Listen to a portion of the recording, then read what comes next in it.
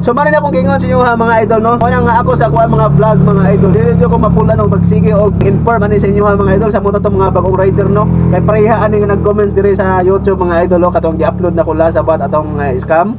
So yang comments diri mga idol, biktima sad ko ani mga ka Maxim bag-o lang ko sa Maxim. Scammer ni. So man akong gingon sa inyo ha mga idol, tanan kini mga pabayad sa online mga idol scam gina siya. So pareha tong last video nga akong gi-upload mga idol no. Suluoy kayo ang rider ato no. Bagong rider to siya. Then makita lagi mga bagong rider lagi di syempre wala kita kay bawo kun sa mga scam diri mo na ako atambag sa inyo ha mga new rider diri sa Maxim sa dili pag mo magsugod no tan-aw mo sa YouTube. I-search niyo sa YouTube Maxim Rider tutorial or Maxim Rider scam booking.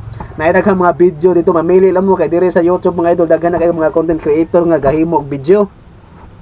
Mga kamo mga rider diri sa Maxim sa dili pag mo mag-start og biyahe tan-aw sa mo sa mga tutorial kay delikado kayo pareha aning nahitabo karon.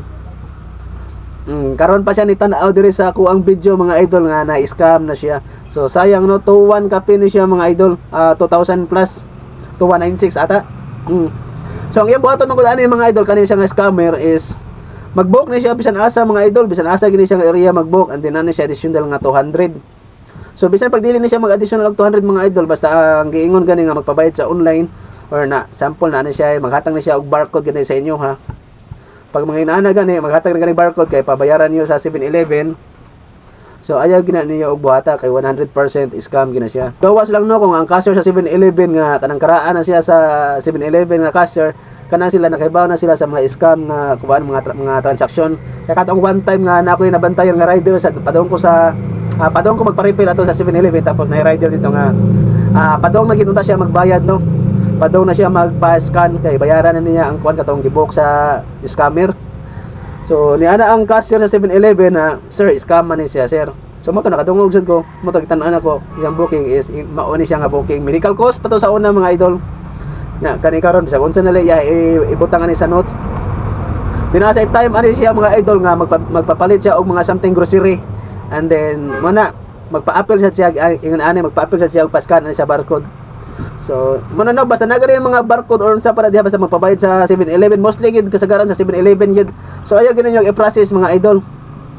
Kay 100% scam gina siya. Ako mga idol, kapila gid ako gibalik-balik no tungod kay dire sa YouTube.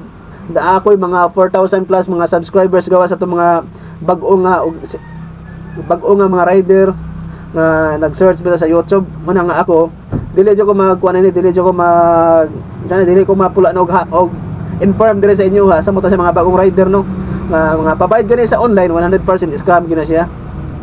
So unta no nga wala na rider nga ma-scam, unta last na siyang rider nga ma-scam kay sayang kayo no. Sayang kayo nga magbiyahe ta nga kana bitong gipangwartahan na ta sa mga scammers. Kita dire sa Maxim nagbiyahe ta para kita ang makakwarta. Wala ta nagbiyahe dire sa Maxim para kita ang pangwartahan sa mga scammers. So ano ron no, salamat og amping sa biyahe.